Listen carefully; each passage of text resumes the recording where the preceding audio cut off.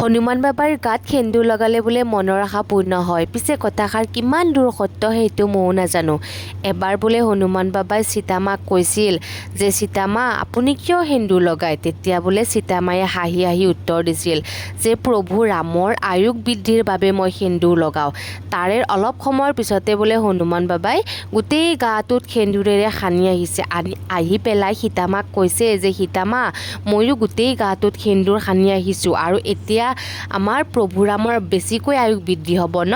তাৰপিছত আৰু সীতামাই হনুমান বাবাক এটা বৰ দিছে যে যোনে তোমাক সেন্দুৰ লগাব তেওঁৰ যি মনৰ আশা আছে গোটেইখিনি মনৰ আশা পূৰ্ণ হ'ব। আৰু তেতিয়াৰ পৰাই এতিয়ালৈ সকলোৱে মঙলবাৰৰ দিনটোত আৰু হনুমান জয়ন্তীৰ দিনা আমাৰ হনুমান বাবাক এনেকৈ গোটেই গাটোত সেন্দুৰ লগায়।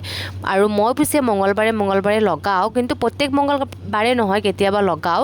আৰু যিহেতু আজি হনুমান জয়ন্তী ন, সেইবাবে আজিও ধুনীয়াকৈ হনুমান বাবাৰ চৰণত সেন্দুৰ লগালোঁ আৰু লগতে 108টা বেলপাত অৰ্পণ কৰিব লাগে, কিন্তু মই যিহেতু নাপালোঁ ইমানবোৰ, সেইবাবে 9টা বেলপাত অৰ্পণ কৰিলোঁ।